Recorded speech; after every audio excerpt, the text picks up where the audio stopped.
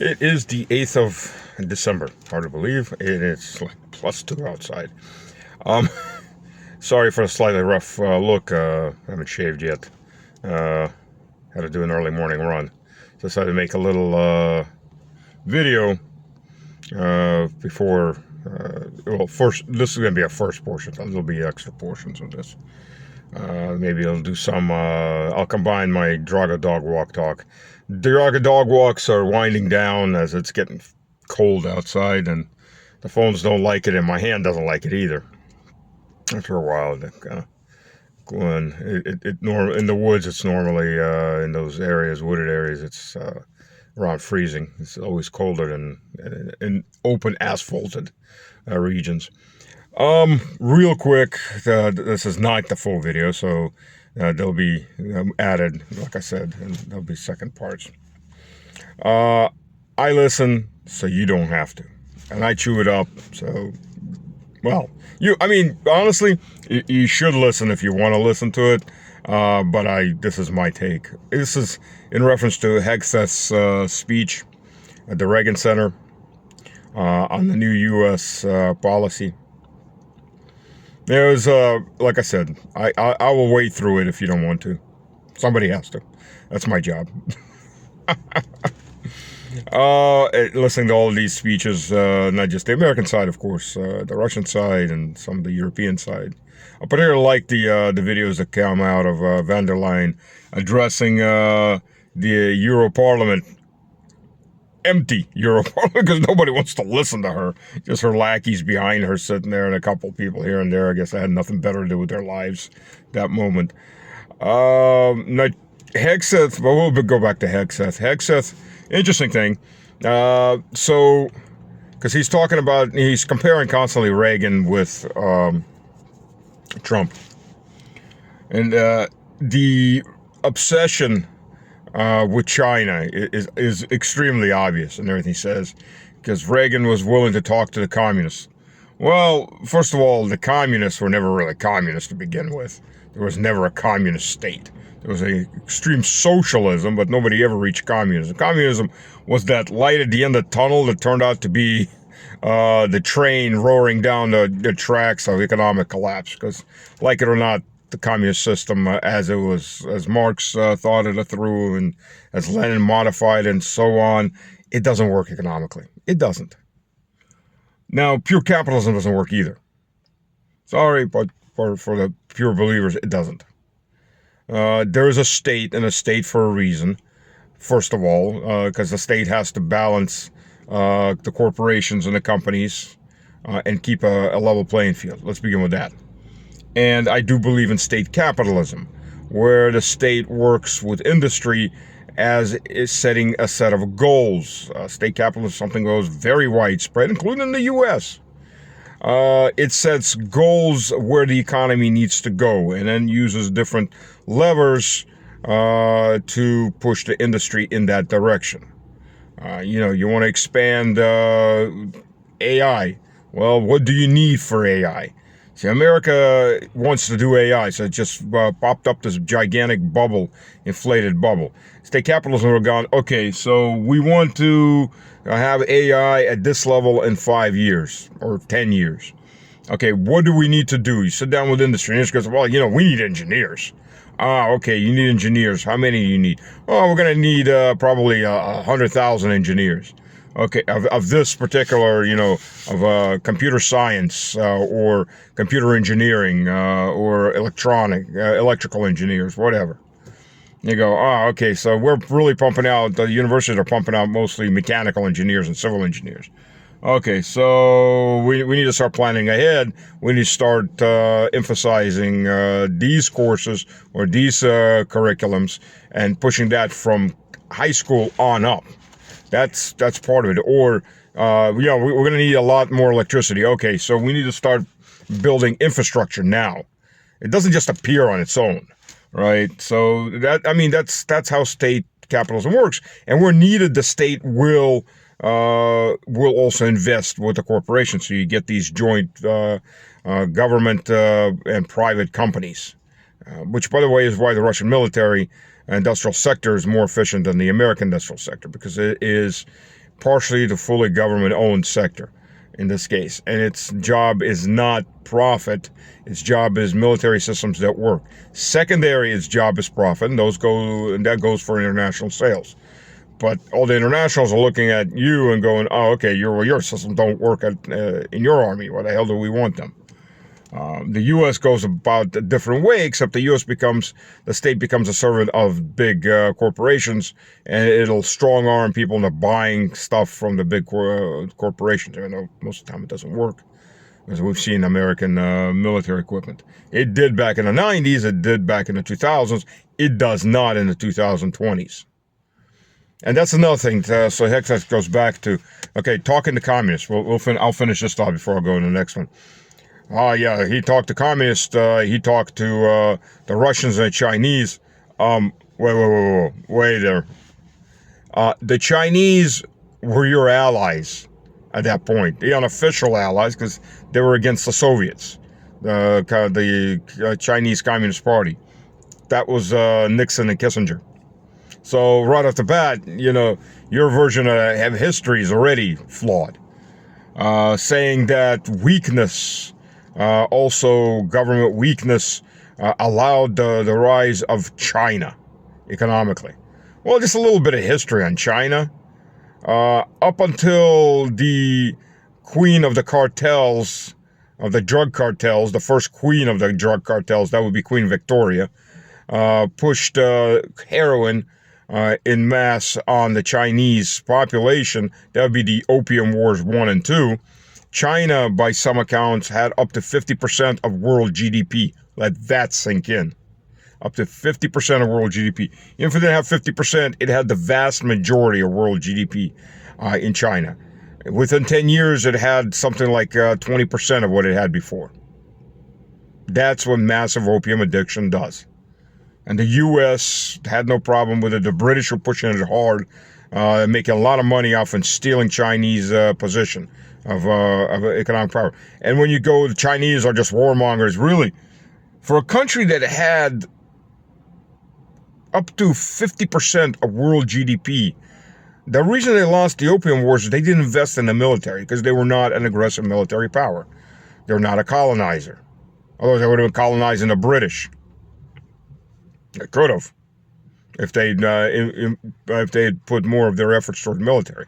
Their military is outdated and relatively small. It's for internal reasons. Keep the neighbors from invading, and all the neighbors weren't all that strong in the area too. Even the Russian Empire up north, which preferred good terms, had a few small wars, border wars with China, nothing major, and then just made peace with them for the most part. And Russia was weak in that portion of Siberia at that point anyways, because it was pretty much so a lightly settled frontier. So there's that point. So it's obvious, this whole mentality of we need to go after China. Now, even though they can't. So peace through strength. He's like, Reagan rebuilt the U.S. military. He did a lot to do that. Of course, and Trump is doing the same thing. Well, of course, let's compare the economics of America in the early 1980s and mid-80s to the economics today. Reagan did a lot of that rebuilding on debt. Let's begin with that. But the debt level of America was pretty low. America was more a creditor than a debtor, and America had a huge industrial base at that point. That industrial base is and a well-educated population. Let's not kid ourselves. I mean, even though by the 1980s the U.S. school system was below the Soviet school system, it was still pretty high. It was right about just a bit below, but it was sinking. And it kept going in the 90s downward, and now, 53% of the U.S. population suffers either from total illiteracy or is semi-literate. Yeah, the translation, they can't work in a modern manufacturing facility. And manufacturing facilities in the 80s were not computerized. The robotics was just getting in. So a lot of it was hand done. But even then, the population is much better educated than what it is today. So peace through strength, we're going to rebuild the military. That's pretty hard to do. on the technology side because you don't have the industry. You are a massive debt state. Half your almost, well, I think it's like 25% of what the U.S. takes in taxes is spent to service the debt, and that debt's about to explode even more. It's 38.5 trillion, and it's looking to head toward somewhere around 45 trillion within the next 2 years with Trump's beautiful big spend bill, cut taxes on corporations and whatever else, and just print more money. It doesn't work that way. It doesn't work that way. So we're gonna do what Reagan did, but you can't. That's the whole point. You can't. And as far as recruitment numbers, because he's talking about recruitment numbers are up, well, we'll see. And he's talking about, we're going to defend we're no longer going to do neo-Trotskyite, neoliberal, same thing, ideological, which is good. I hope that's okay. That's good. But we're going to defend our country and the hemisphere. And the hemisphere. Did the hemisphere ask to be defended by you? Because the defend the hemisphere translation is blowing up boats in the South Caribbean, stacking up forces near Venezuela. We're only going to do wars that protect America's interests and prosperity. Well, yeah, prosperity if you mean stealing the biggest oil supplies and getting yourself a Vietnam 2.0 on steroids. Yeah. I'm sure everybody wants another forever war, no matter what you want to call it. Nobody called any of those wars forever wars. We're rebuilding them in our image and out. Or at least, okay, so Trump, at least in Syria, admitted that we're just there to steal the oil. Oh, and by the way, the U.S. is still stealing the oil. And it's been stealing Syrian oil while burning grain fields, doing everything to make the Syrian people suffer for resistance. And when that they finally broke Assad's government, they put in a Islamic jihadist IGIL regime who comes to Washington on a regular basis, and they all kiss his ass. Yeah, just so we're clear with that, where there are no misinterpretations of what's going on. So yeah, that was very interesting. It's Fortress America plus our colonies, except the colonies don't want to be your colonies. It's Rubio's crusade on left-leaning governments in Latin America, which won't stay just left-leaning governments, because right-leaning governments tend to get nationalistic, and nationalistic governments tend to go, what's ours is ours, not yours. It doesn't take the American approach of what's ours is ours, and what's yours is also ours. Well, basically, Fortress America in this case means America and our colonies that we have to resubordinate in the rest of the Western Hemisphere. So yeah, it's basically we're not strong enough. We finally figured out we're not strong enough to take on China. We're not strong enough to take on Russia. We're going to keep some pressure, but we're going to retreat and rebuild by sucking everybody else dry in the Western Hemisphere. Yeah, that doesn't work too well. I'm sure those people in Latin America, in countries like Brazil, are going to have some other views on that. Other than, sure, take our resources, we'll do your bidding, here's our stuff for next to free. It doesn't work that way. But, and if you listen to what Hexeth says, too, it's all sloganeering. Sloganeering on top of sloganeering on top of sloganeering. As usual with anything that anybody talks, when American politicians talk, there's very few details. It's slogans. You understand the level of the public that they're aiming at. So he's planning on transforming the U.S. system of procurement, which is a pretty screwed up system, but the wording that he uses, we're gonna the contractor locked system to a dynamic vendor system.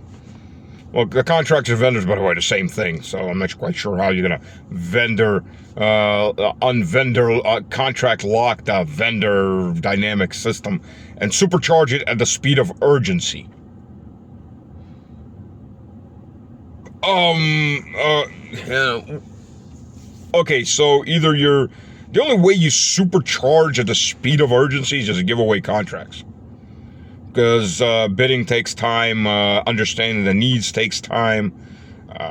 What should be done is what America doesn't do. The way the contracting system in America works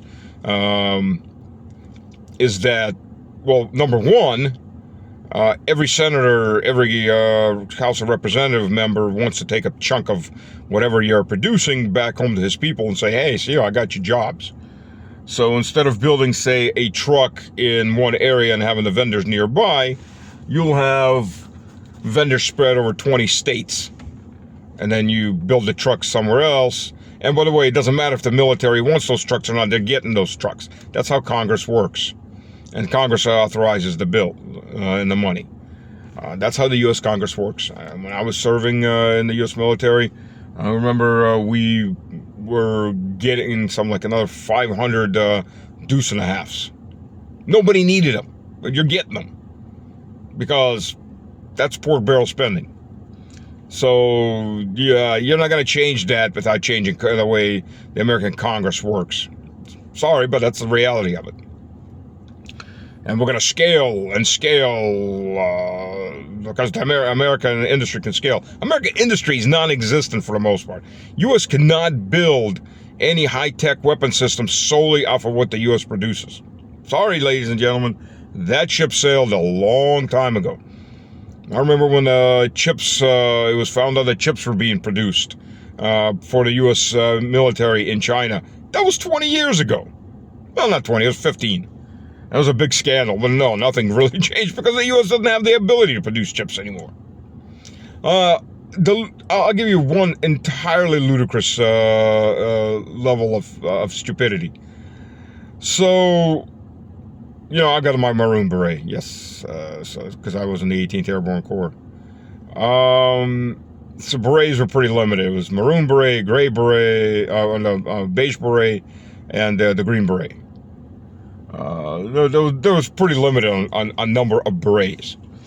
Well, this is about 2002, and morale's down in the gutter. Morale's in the U.S. military has been down in the gutter for 20 years. Morale's down in the gutter. Pay is not keeping up with costs. Obviously, my junior soldiers who were married were all living on food stamps. Nothing's changed. No, the food stamps are no longer food stamps, are now those SNAP cards, but other than that, nothing's changed. So the brilliant minds in the U.S., in the Pentagon said, we're going to boost morale. We're going to give everybody berets. So the people that have their own berets are all going to get black berets. First of all, by the way, which is hilarious because all these other units, they didn't know how to wear berets. You're getting a bunch of French chefs walking around with whatever on their heads. And then the scandal started because the berets all came from China because the U.S. couldn't produce berets. No, textile industry all left. And that's a big, big difference between Reagan's time and modern time. I mean, the U.S. couldn't even produce friggin' berets, right? It can't produce the underwear for the soldiers. You can't produce the basics, toothbrushes, things like that. And you're going to start building tanks built in America and everything else. By the way, you have to redesign those tanks quite a bit. Oh, it's hilarious. It's just hilarious. But he's like, and then we're burden sharing. So yes, the burden sharing is quite literally the U.S. dropping. It's U.S. policy continuation. Bartlett talks about that a lot. It's true. And they're dropping the burden on the Europeans in one way or the other. They're extraditing themselves. The Europeans are desperate to make sure the U.S. doesn't extradite itself. The U.S. is desperate to extradite itself and continue weapon sales to the Europeans, particularly all the old junk that they've got piled up in the thousands of units. I'm talking tanks, old Bradley, and so on. And they want to drop it all off on the Europeans and make money off of it, obviously. Well, as he says, because there's threats around the world, even though it's Fortress America, and we're securing our borders, but our borders are last defense, so we have to be offensive to defend America. The underlying tones, they don't change. They just continue. They change the wording. But when you read between the lines, and that's a skill Americans need to learn. That's a skill that most people in the Soviet Union had, reading between the lines of what the government said, for what it didn't say or what it insinuated. Americans don't seem to have that skill yet, and Europeans don't either. Read between the lines. The border, we are contracting, but we have to support threats around the world. The border is our main defense, but it's the last defense. So what does that mean? That means we're going to strike first and get into wars. We're just not going to call it that. And we're fighting terrorism, aka drugs, by, again, blowing up boats in Venezuela's waters when the vast majority of drug trade goes on the Pacific side from Colombia. And, everybody's there is helping us, but if they're not helping us, well, first of all, most countries in Latin America aren't helping you, and they don't want to help you. They don't want to have anything to deal with you. They want to develop on their own. Outside of Argentina and maybe Peru, I can't think of anybody that's exactly running to be your lap dog and bleed for you. And Argentina's doing it, by the way, to get $20 billion bailout for its cattle herders that are out competing with that bailout American cattle herders. Interesting concept there, an interesting approach. But they seem to have the same owners in the end of the day. So I guess those owners dictate policy. Read that any way you want to read that. So yeah, so you get this. And, and if they don't want to carry their weight, all the partner countries that want to be part of the U.S. Domination of the Western Hemisphere, we're prepared to strike. I mean, just read between the lines of what he's saying. Endless wars are here to stay. They've been rebranded. We're going to first focus those endless wars for us, the Americans, on Latin America, and then we're going to drop the endless wars in Europe and other places on you, our allies. Buy up our equipment. That's what Hexeth is saying. Think that through. And now we're going to go to a lot of clown worlds because they've built up. So yes, I'll get you Drago in a little bit. Get everybody their Drago fix. Yeah. Can't do the full video anymore out here. Hand freezes up from the cold. So, interesting conversation also people are having. Some IDF officer whacked himself, which is instant damnation, at least us Orthodox and the Catholics, over what he had done. I don't get too much on this issue because Ukraine is more than enough, and all of Europe, the psychopaths in Europe. But, and I'll get back to Hexeth's words in a minute too, as part of the clown world in this case. But yeah, so this guy, when you start doing genocide like this, you start getting a lot more suicides amongst your soldiers. Because some of them actually still have a conscience. They may suppress the conscience to go along, or they may be in rage when they do it, but sooner or later, it comes and bites them, and they start seeing the eyes of the kids they've killed and so on. Interestingly enough, but it hasn't always worked out well for all ethnicities. The reason the Nazis switched over into concentration camps, well, one of the reasons anyways, for efficiency's sake, but one of the reasons is suicides amongst the German SS were extremely high. I guess looking a child in the eyes and shooting the child, if you have any shred of humanity or consciousness, it's going to come back and bite you. You're going to see that child's eyes for the rest of your life. So the Germans, to cut that down and keep the SS in the field for the most part, instead of murdering women and children in large batches, just in small batches here and there, they set up concentration camps. But interestingly enough, there are certain ethnic groups, like the Latvians, the Latvian SS, who excelled, and the Western Ukrainian SS, the Galicia division that got its teeth busted in the one battle it had with the Red Army, and was left over, was transferred out and moved over to do concentration camp work. A lot of Croats, by the way, did the same thing. They ran concentration camps. They really enjoyed their work. Murdering unarmed civilians, victims that can't fight back. Yeah, they got their murder boners off that one. And so that's in certain ethnic groups, it is prevalent.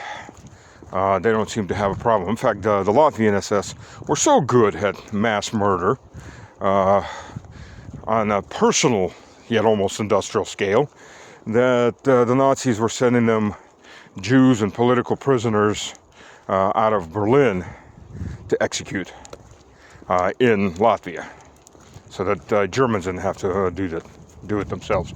I guess the German Nazis, a lot of them still had some amount of conscience left, which the Latvian Nazis absolutely lacked and still lack to this day. The only reason they're not mass murdering Russians, any of these three pre-Baltic little whores are not mass murdering Russians, they know they get exterminated pretty quick in response, because Russia is very large and sitting right across the border. Otherwise, they're very good at killing unarmed civilians, and history has shown that to be so. Anyways, so Hegseth, he continued on with basically just, Trump's pretty little new strategy. And then there's the reality, especially the way Hegseth has put it, is that it's just load sharing. In the end of the day, it's just load sharing. We're not there to threaten China. We're just there to make sure our interests are fully enforced by a military buildup and making sure all the vassal states, allies, vassal states there are fully built up and ready to go to war with China at any day. And we'll kill you. And probably in Russia. Russia is also a Pacific state. So, yeah, okay. Translation, we figured out we can't do it all ourselves, and we need to make some money off of all the old junk we have, like the 2,500 M1s and 2,500 M1A1s that are stockpiled up, and we need to make some money off that. So, there we go. There's Drago. Yeah, by the end of the week, it's supposed to get actually cold. Not super cold, but -2, -4, and snow. So, walking on these areas when it snows up and gets icy and cars driving by once in a while, not the safest thing in the world. Drago, Drago, Drago, Drago, посмотри, Drago. Your audience wants to see you. There you go. There you go. Okay. He's like, yeah, what? Me, I'm a star. I don't need to look at you. You peasants will love me no matter what. Yeah. Well, dogs aren't that bad. Cats, on the other hand. Oh, yeah, that's an attitude and a bundle of fur. So, yeah. Next clown world is, well, we've got several clown worlds in Germany. The Germans seem to be out for as many awards in clown worldom as they can. So we'll start with how to commit suicide as a business. It's 2025, the end of 2025, and Porsche, yes, the very expensive automobile company, has decided to brick all of its cars in Russia. And what do I mean by brick? If you haven't realized this yet, the modern automobile is hooked up to the internet and gets updates, sometimes control functions. Even when you supposedly switch it off, it ain't switched off. And governments have this capability of bricking your automobile. That is, they just switch it off. That's it. Your automobile is switched off. It no longer runs. It no longer runs. That's it. It's a brick. And Porsche has done this. They bricked all the automobiles in Russia. True, most Russian dealerships have a hacking team that can reset all of this. Sure, you'll lose some functionality, but the car will run. It'll cost you a bit more money. But the simple fact, there's two things at play here.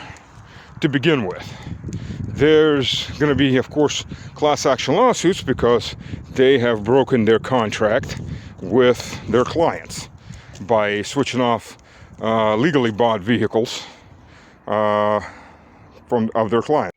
So yeah, so Porsche bricked all the Russian cars. So this is the upper class cars. And what does that say to everybody who has a Porsche or may want to buy a Porsche in, say, China, in India, or any other country that may fall afoul, whose government may fall afoul of the EU or the German weenie state? Yeah, that's right. The weenies will get vicious. They'll brick your car. So would you buy a Porsche or would you buy a Chinese car or somebody else's car or, or a Russian car or a Iranian car? Or would you just buy a Porsche and risk that one day some spineless lowlife like Merz? Oh, you can't open up a complaint against me, Mr. Merz. We'll get to that in a minute. I'm not a German citizen. The spineless drunkard Merz, high on his own granddaddy's Nazi past, is gonna order that your car gets bricked.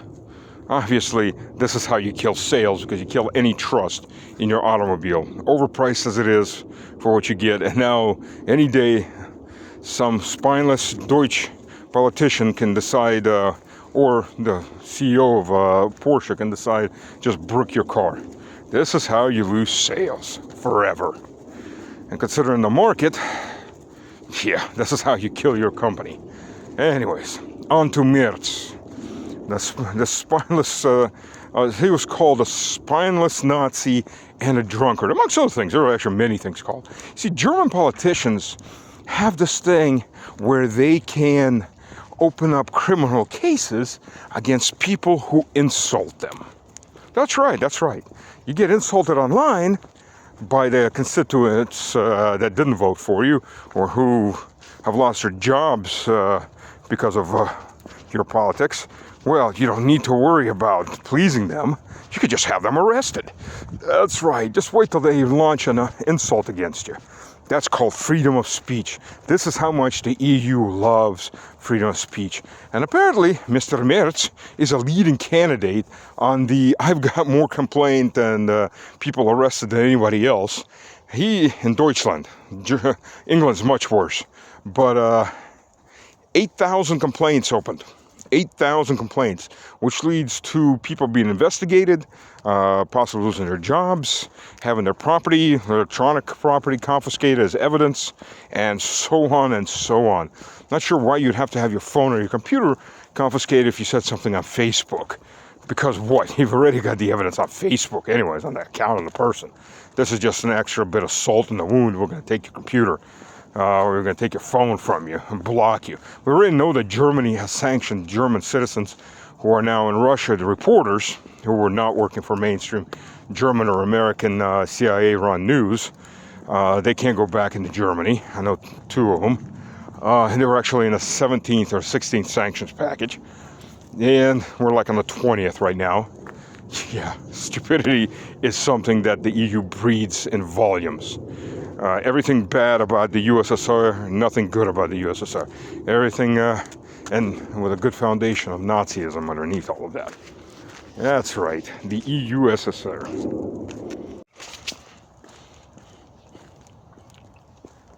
So, in the clown world section, yeah, so 8,000 complaints launched just by Merz against his own citizens.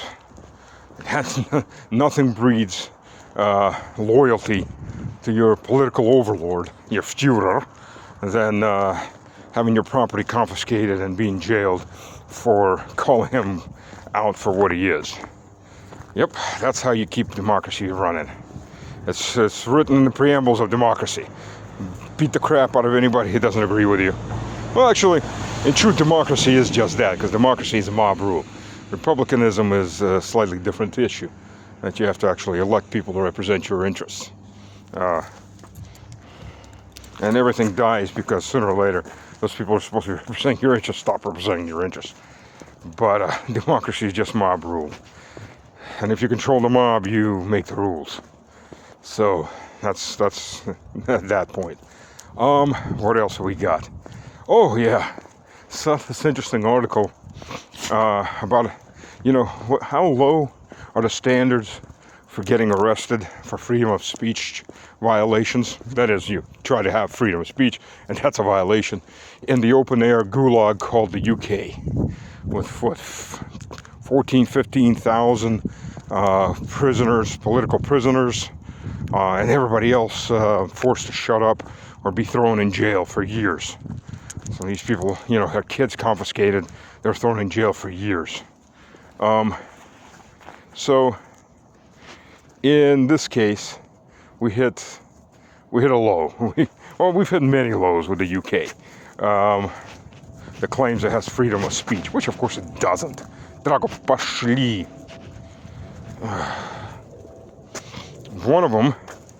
One of these was a guy calling somebody a Muppet and getting arrested for it. The new one is a guy posing with guns and photos. Of course, the guns were in the US, and he was posing there from vacation, and he posted those photos on Facebook, and apparently those photos made other people feel intimidated or bad or, you know, whatever. But that was the grounds for arrest. Was he had guns in his hand in the US. So, yeah, we really are hitting that rock bottom low. So, insane, yes, absolutely. Absolutely insane. But that's where we're at, the West. Пошли. Support, by the way, because I always forget to say that. Click, join, support, spread the word.